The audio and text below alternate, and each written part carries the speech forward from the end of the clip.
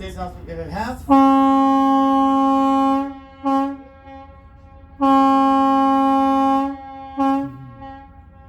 That was basically a signal to the bridge requesting an aerial lift, but our captain also radioed the bridge saying that we were going to look for an outbound lift at the bottom of the hour, or at the top of the hour, excuse me. But while we wait for the bridge to go up, it'll go up in a few minutes here. I'm going to run through a few safety announcements that we have on board. At this time, please do not run at any point while on board the vessel, especially those of you on the outside decks.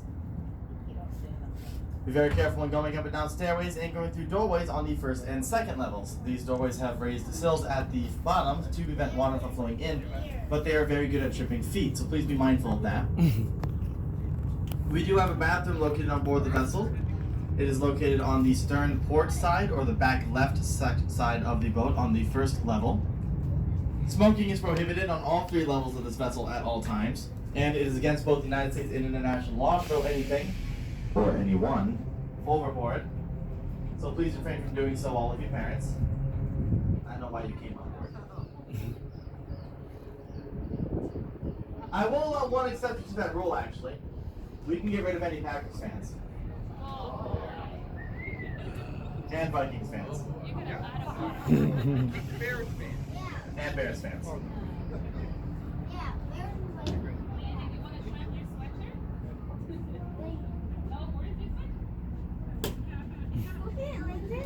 ¿Qué vamos a empezar el Also, as our first mate mentioned, viaje de 1 hora y media, creo? Nuestro capitán está dando todas las instrucciones. Ya bocinó para que él se levante el puente.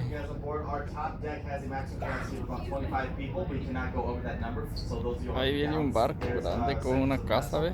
If you want to head up to the top deck and there's a chain going across the stairways, do not cross that, because that means we're at capacity, and if I'm up here and I get you trying to get up here, I talk a little bit about the bridge. This bridge was originally built in 1905. It was not built as a lifting bridge. The 2 towers in the top connecting span that's there right now have been here since 1905, but it was actually a gondola car that went to the top of the bridge, down to the waterline, ferried people and wagons across for about 13 years. In 1929, they tore down that car and built into the original structure the lifting span. In the last 91 years, the bridge has remained virtually unchanged and is approaching its 500,000 lifting mile mark. Standing 227 feet tall, this bridge provides a maximum clearance height of 138 feet to allow large freighters to pass underneath it. Ahí está. However, for us, it's only going to go up about halfway, as it does not need to go up any higher. From start to finish, it takes 3 minutes to go to its highest point. But when a freight is coming through, it goes up about 15 or 20 minutes prior to the freighter getting here. They do that for safety reasons. Usually about the freighter's a mile and a half out does the bridge start going up. They do that because freighters, when they're making their approach, are going about 8 miles an hour, so they require about a mile of water in front of them to come to a stop under their own power at that speed. Are we like on a yacht? So the bridge goes up pretty early just to play it safe in case something malfunctions. Sometimes we'll have multiple ships going underneath the bridge within 15 or 20 minutes of each other. During that time, the bridge will not go back down until all ships have passed through, which means it could be up for 30 or 40 minutes and a half in occasions I've seen that for over an hour. Make sure as we go under the bridge, you wave to the bridge tender up there, as he is the one letting us head out onto the lake. Ahí está el que abre. Probably going to do some like hula dancing or something like that. Everybody else. El que levanta. By the way, he didn't hear me say that. That's what he does. When the bridge is up, obviously you cannot use it to cross the entryway. And so people who live on the island to our right can probably get a little frustrated. Especially people over there waiting for the bridge to come back down. Those folks have been bridged. It's a technical term. That's how common this type of thing happens. My guess is most of those people are trying to get to work right now, so they're probably a little frustrated. Está. I do. I'm at work. That's the road we went over. Mira para Now, abajo it ya. might be a little frustrating if you're trying to get to work and the bridge is up, although it's a very good excuse if you end up being late. In fact, it's so good that I use it all the time. Wave everybody. I don't have to cross the aerial lift bridge. So don't tell my boss that. Go down. I don't trust you now. Yes.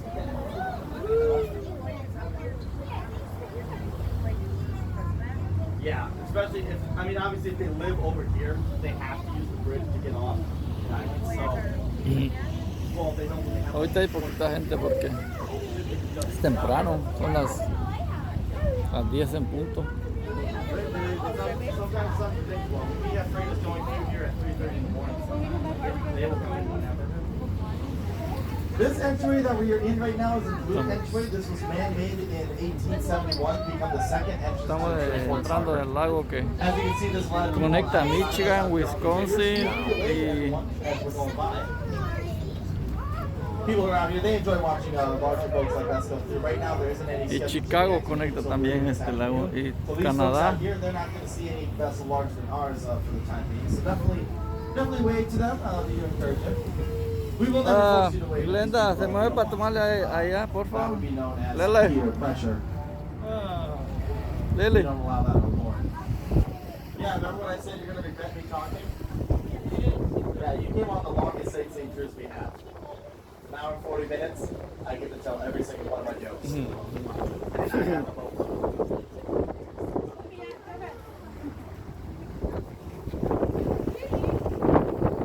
Ya lo están diciendo. Bye.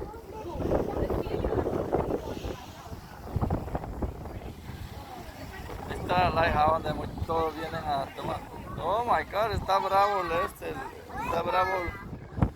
está bravo el lago. Este es el lago superior que le llaman, pero realmente se ve como un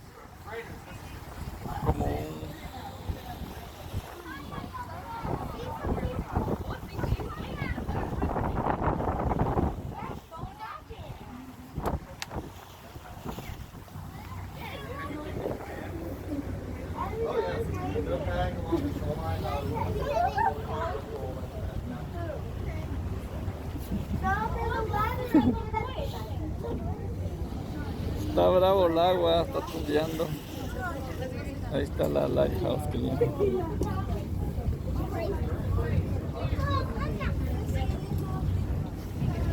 As you can probably see, the lake is a little bumpy for our vessel. Nothing to be concerned by. These waves aren't threatening at all, but they will cause the boat to move to rock up and down and rock side to side as we travel along the shoreline of the lake. So just be mindful of that if you're gonna choose to walk around the vessel, which you can do.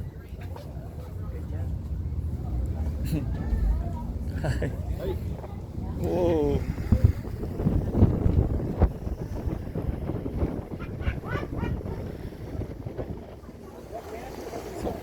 Para allá de aquel lado creo que está Wisconsin. Y hasta más, para allá está Chicago. 45-mile-an-hour winds steady across the lake. Oh wow. Depending on the direction, yeah. Earlier this week we had the same gale force winds, but they were coming from the west. So this side of the lake was about Ay. now. Got these big bulwarks that are coming around. Está cayendo. Allá dejamos el bridge ya. I think the eye looks like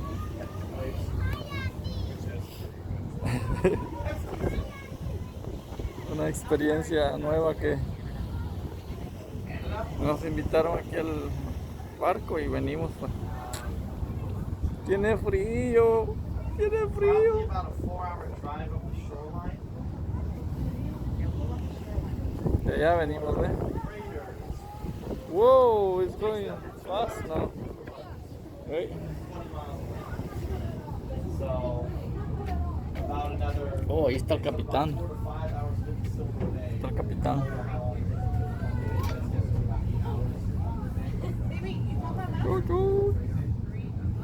Y el capitán como con el pie mueve el carro. When they exit the harbor, they take it up to the top.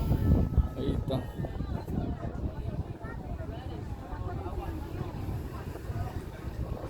Si miras para ahí se ve más feo. Wow, se ve rápido.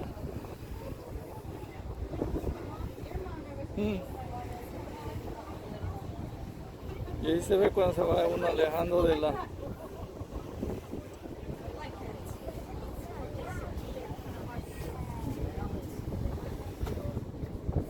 It looks like there's construction. Ellos van mero enfrente, abajo. Over here on the left, you can see there's a building sitting out here in the lake, just offshore. That is the remains of an old sand and gravel receiving terminal that was built in the year 1919.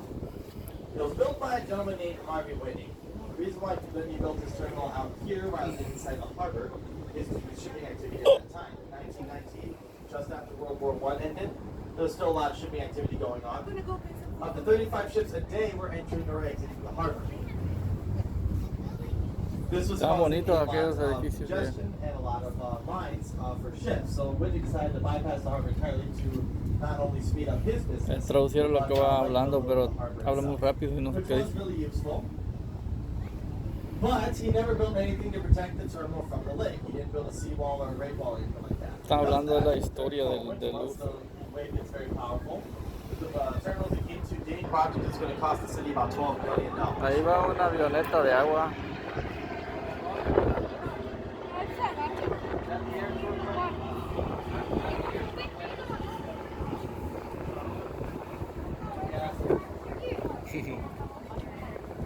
Bien.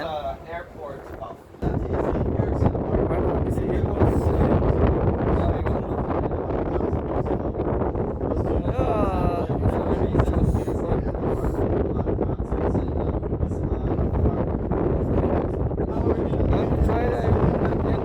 millas por hora, decimos.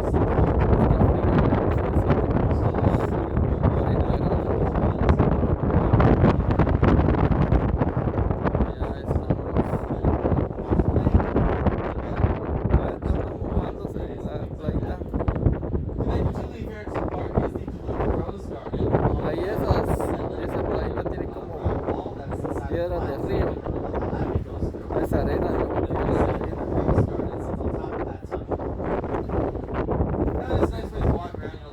Ya quedamos ya en el puente, ya le dejamos lejos. Bueno,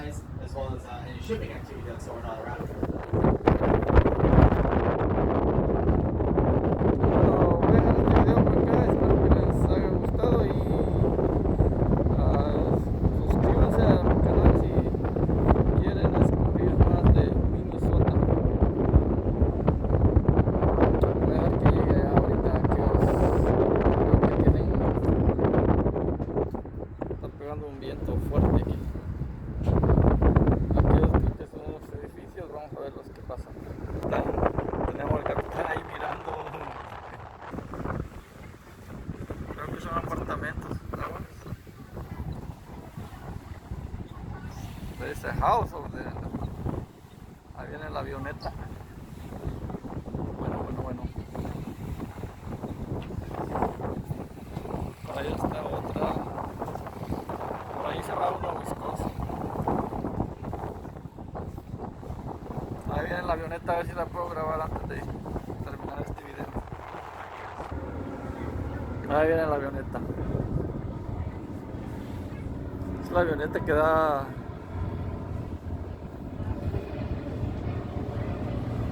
Ahí está.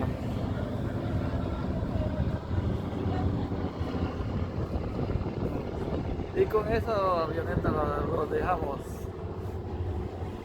Nos vemos en el próximo video de explorando Duluth, Minnesota.